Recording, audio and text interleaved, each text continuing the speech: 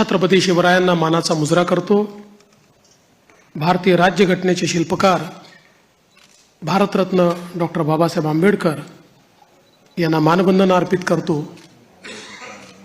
आज आपली सगळी प्रक्रिया पार पाडण्याकरता या ठिकाणी उपस्थित झालेले गुजरातचे माजी मुख्यमंत्री आदरणीय रूपाणीजी, त्यांच्यासोबत आलेल्या भारताच्या वित्तमंत्री आदरणीय निर्मलाताई सीतारामनजी, आपले अध्यक्ष चंद्रशेखर बावनकुळेजी, माननीय विनोद तावडेजी, माननीय शिवप्रकाशजी, मंचावर उपस्थित असलेले सन्माननीय आशिष शेलारजी, प्रवीण दरेकरजी, या ठिकाणी आपल्या सहयोगी पक्षाचे जनसुराज्यचे विनय कोरेजी, त्याचप्रमाणे युवा स्वाभिमानचे रवी राणाजी, रासपचे रत्नाकर गुट्टेजी, आपल्याला ज्यांनी समर्थन दिलं ते एकमेव अपक्ष आमदार शिवाजी पाटील, भारतीय जनता पक्षाचे विधानमंडळातील माझे सर्व ज्येष्ठ सहकारी, कोर कमिटीचे सर्व सदस्य, माझ्या सर्व भगिनी आणि बंधूंनो, सर्वप्रथम आपल्या सर्वांचे मी आभार मानतो की आपण एकमताने या ठिकाणी विधिमंडळ गटाचा नेता म्हणून माझी निवड केली आणि ही निवड प्रक्रिया करण्याकरता या ठिकाणी आलेले माननीय रूपाणीजी आणि माननीय निर्मला सीतारामनजी यांचे देखील अतिशय मनापासून मी आभार मानतो।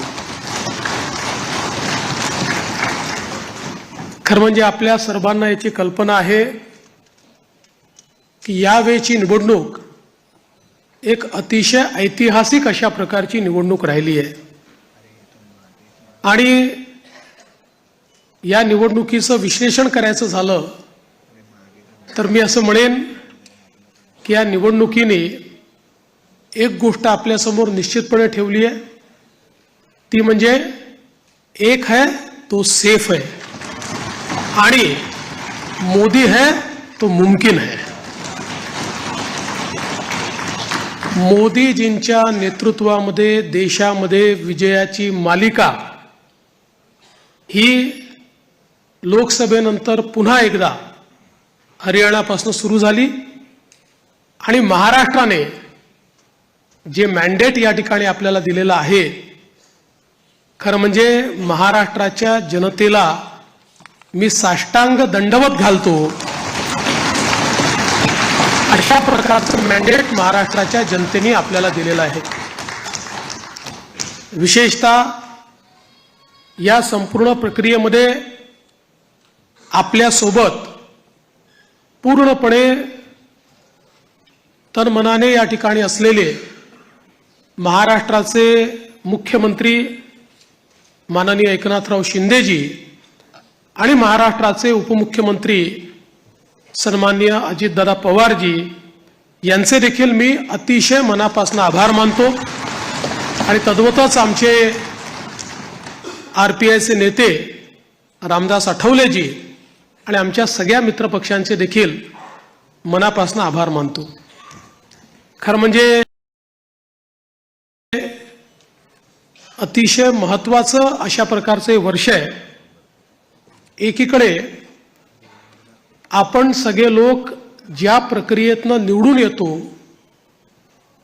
ती प्रक्रिया ज्या संविधानाने आपल्याला दिली, भारतरत्न डॉक्टर बाबासाहेब आंबेडकरांनी तयार केलेलं आमचे संविधान, या संविधानाची 75 वर्ष पूर्ण होत आहेत आणि म्हणून सर्वार्थानं एक अत्यंत महत्त्वाचं अशा प्रकारचे वर्ष आहे। कारण आपल्याला कल्पना आहे की देशाचे प्रधानमंत्री माननीय मोदीजी हे देखील नेहमी सांगतात की कुठल्याही ग्रंथापेक्षा, धर्मग्रंथापेक्षा माझ्याकरता भारताचं संविधान सगळ्यात महत्त्वाचं आहे आणि एक असं संविधान की ज्या संविधानाने प्रत्येक भारतीयाला जगण्याचा, मोठं होण्याचा, समृद्ध होण्याचा अधिकार दिला आणि भारताला जगातले एक उत्तम राष्ट्र म्हणून प्रस्थापित करण्याचं काम केलं. अशा या संविधानाच्या 75 वर्ष पूर्ण होणाऱ्या अमृत महोत्सवी वर्षात पुन्हा एकदा या ठिकाणी आपण सरकार स्थापन करतोय. दुसरं, आपल्या सर्वांना कल्पना आहे की ज्यांनी समस्त हिंदुस्थानामध्ये मोगली आक्रमणानंतर आमची श्रद्धास्थानं जी उद्ध्वस्त झाली होती त्या सर्व श्रद्धास्थानांचं पुनरुज्जीवन केलं, त्या राजमाता अहिल्यादेवी होळकर यांचंही 300व जयंती वर्ष हेच आहे. त्यामुळे मला असं वाटतं की ही देखील एक अत्यंत महत्त्वाची गोष्ट आहे. त्यासोबत ज्यांनी इंग्रजांच्या विरुद्ध जल, जमीन आणि जंगल वाचवण्याचा लढा उभारला आणि खऱ्या अर्थानं इंग्रजांना सळो की पळो करून सोडलं, ते भगवान बिरसा मुंडा यांचीही 125वी जयंतीचं हे वर्ष या ठिकाणी आपण साजरं करतोय. आणि अर्थातच आपल्या सर्वांचे लाडके नेते ज्यांनी नवभारताची संकल्पना मांडली, ज्याची मुहूर्तमेढ केली, आज मोदीजींच्या नेतृत्वात जो नवभारत तयार होतोय त्याचा पायवा ठेवणारे श्रद्धेय अटल बिहारी वाजपेयीजी यांचं देखील हे 100वे जयंती वर्ष आहे. त्यामुळे अशा या अत्यंत महत्त्वपूर्ण वर्षामध्ये महाराष्ट्राच्या जनतेने ही सगळी जबाबदारी आज महायुतीवर या ठिकाणी सोपवलेली आहे. खरं म्हणजे इतका मोठा जनादेश हा आपल्याला या ठिकाणी जनतेने दिलेला आहे की या जनादेशातून मी एवढंच म्हणेन की आनंद आहे, पण त्याहीपेक्षा जबाबदारी आपली वाढलेली आहे. प्रचंड मोठी जबाबदारीची जाणीव करून देणारा अशा प्रकारचा जनादेश हा जनतेने आपल्याला दिलेला आहे. आणि विशेषतः आपल्या लाडक्या बहिणी असतील, आपले लाडके भाऊ असतील, आपले लाडके शेतकरी असतील, आपले लाडके युवा असतील, या सगळ्यांनी आणि समाजातल्या दलित, वंचित, ओबीसी, आदिवासी सगळ्यांनी जो जनादेश आपल्याला दिलेला आहे त्या जनादेशाचा सन्मान राखण्याचं काम हे आपल्याला करावं लागणार आहे. आणि म्हणून निश्चितपणे आपली प्राथमिकता आपण सुरू केलेल्या योजना आणि आपण दिलेली आश्वासनं ही पूर्ण करणं याच्याकडे आपली प्राथमिकता तर असेलच, पण त्यासोबत महाराष्ट्राला पुढे नेण्याकरता, महाराष्ट्राला सर्व आघाड्यांवर पहिल्या क्रमांकावर आणण्याकरता आपल्या सर्वांना या ठिकाणी सातत्याने कार्यरत राहायचं आहे. आपल्याला कल्पना आहे की 2019 साली देखील जनतेचा कौल आपल्याला मिळाला होता.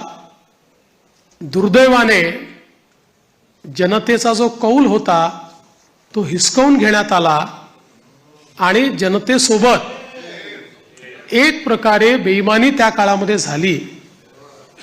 मी काही त्या इतिहासामध्ये जाऊ इच्छित नाही, एक नवीन सुरुवात आपण करतोय, पण या गोष्टीचा निश्चित उल्लेख करेन की सुरुवातीच्या 2.5 वर्षामध्ये ज्या प्रकारे वेगवेगळ्या पद्धतीनं आपल्याला त्रास देण्यात आला, आपल्या आमदारांना त्रास देण्यात आला, नेत्यांना त्रास देण्यात आला, अशाही परिस्थितीमध्ये मला या गोष्टीचा अभिमान आहे की 2.5 वर्षात एकही आमदार आपल्याला सोडून गेला नाही. सगळे आमदार, सगळे नेते संघर्ष करत होते आणि त्या संघर्षामुळेच 2022 साली पुन्हा आपलं सरकार तयार झालं आणि त्यातूनच आज पुन्हा एकदा पूर्ण बहुमत आपल्या महायुतीला, प्रचंड बहुमत हे महायुतीला मिळालं आणि आपल्या भारतीय जनता पक्षाला 132 आणि आपल्या मित्रांसोबत 137 जागा, एक प्रकारचा इतिहास या महाराष्ट्रामध्ये लिहिला गेला. हा इतिहास मला असं वाटतं की अभूतपूर्व अशा प्रकारचा आहे. या निमित्ताने देशाचे प्रधानमंत्री माननीय मोदीजींचे मी मनापासून आभार मानेन की माझ्यासारख्या बूथचा कार्यकर्ता म्हणून ज्याने काम चालू केलंय, वर्डाचा अध्यक्ष म्हणून काम चालू केलंय, अशा एका कार्यकर्त्याला या सर्वोच्च पदापर्यंत 3 वेळा माननीय मोदीजींनी या ठिकाणी बसवलं. अर्थात त्यातला एकदा 72 तासाकरताच होतो, पण तरी देखील टेक्निकली होतो. त्याच्यामुळे 3 वेळा मला महाराष्ट्राच्या मुख्यमंत्री पदावर बसण्याचा मान सन्मान त्यांनी दिला. हा पक्ष ज्या प्रकारे त्यांच्या नेतृत्वात मोठा झाला, त्यातूनच सामान्य कार्यकर्त्यांना वेगवेगळी त्या ठिकाणी पदं मिळाली, चांगली पदं मिळाली, आपल्याला काम करण्याची संधी मिळाली. म्हणून मी आदरणीय मोदीजींचं मनापासून या ठिकाणी त्यांचे आभार मानतो. पक्षाचे राष्ट्रीय अध्यक्ष आदरणीय JP नड्डा साहेब यांचे देखील अतिशय मनापासून आभार मानतो. आणि त्याचसोबत ज्यांनी या संपूर्ण निवडणुकीमध्ये अतिशय ताकदीनं महाराष्ट्रामध्ये आपल्यासोबत तळ ठोकून कार्यकर्त्यांमध्ये ऊर्जा निर्माण केली आणि या निवडणुकीत अत्यंत ताकद आपल्या सर्वांना दिली, ते देशाचे गृहमंत्री माननीय अमितभाई शहा यांचे देखील आभार मानतो. आणि भारतीय जनता पक्षाचं जे शीर्षस्थ नेतृत्व आहे, त्या सगळ्या नेत्यांचे या ठिकाणी अतिशय मनापासून मी आभार मानतो. आणि विशेषतः वेगवेगळे राज्यातल्या ज्या कार्यकर्त्यांनी नेत्यांनी आपल्याला मदत केली, त्यांचे देखील मी अतिशय मनापासून आभार मानतो. महाराष्ट्रातली सगळी टीम तर आपले प्रदेशाध्यक्ष बावनकुळेजी यांच्या नेतृत्वात महाराष्ट्र भाजप हा पूर्ण ताकदीने या ठिकाणी मैदानामध्ये होता आणि त्यामुळेच हा विजय आपल्याला या ठिकाणी मिळालेला आहे. त्याबद्दल भारतीय जनता पक्ष महाराष्ट्राच्या संपूर्ण टीमचं मी मनापासून अभिनंदन करतो, आभार मानतो. आणि अर्थातच तुम्ही सगळे लोक आहात म्हणून मी इथे आहे.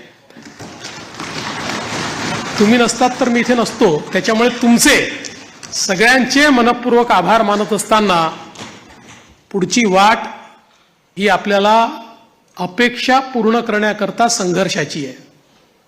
आपल्याला अपेक्षा पूर्ण करायची आहेत. त्यामुळे आपल्याला सगळ्यांना आपलं महायुतीचं सरकार आहे, या सरकारमध्ये एक दिलाने आपल्या सगळ्या मित्रांना सोबत घेऊन आणि प्रसंगी जेव्हा इतकं मोठं मॅन्डेट असतं त्यावेळी सगळ्या गोष्टी सगळ्यांच्या मनाच्या आपल्याला पूर्ण करता येत नाहीत.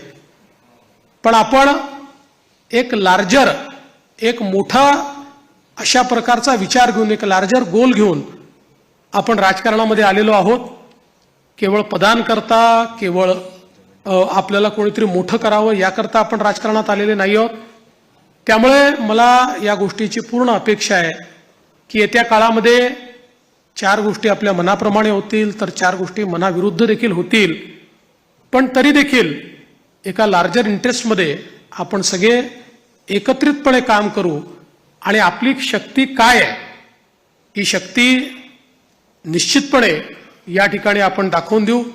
आज या निमित्ताने पुन्हा एकदा आपल्या सगळ्यांचे आभार मानत असताना महाराष्ट्रातल्या दीन, दलित, गोर, गरीब, आदिवासी, शेतकरी, शेतमजूर, महिला, ओबीसी, अल्पसंख्याक सगळ्या समाजाला या ठिकाणी मी आश्वस्त करू इच्छितो की महाराष्ट्राच्या सर्वांगीण उन्नतीकरता, महाराष्ट्राच्या प्रगतीकरता 24 तास आमचं सरकार काम करेल आणि महाराष्ट्रातल्या सामान्य माणसाच्या आशा, आकांक्षा, अपेक्षा या निश्चितपणे पूर्ण करण्याचं काम आम्ही करू.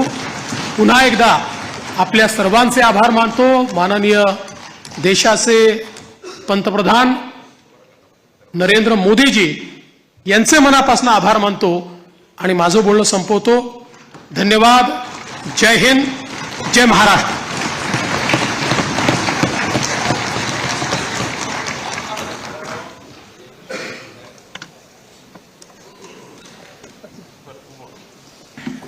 आभार आहे देवेंद्रजी. विधिमंडळ पक्षातील सर्व आमदारांना विनंती आहे की आता थोड्या वेळाने देवेंद्रजी खाली छत्रपती शिवाजी महाराजांना हारार्पण करतील तर आपण तिथं लाईनअप करून घेऊ. वरते मुख्य नेते जातील, बाकी आमदार आपण सर्व खाली थांबू. आता देवेंद्रजी प्रेस कॉन्फरन्स आहे ते प्रेस अटेंड करतील आणि 15 मिनिटात पुस्तक खाली येतील. माझी नम्र विनंती आहे आमदारांना की आपण खाली एक आपल्याला आभार खरं म्हणजे आधीच मानायला पाहिजे होतं.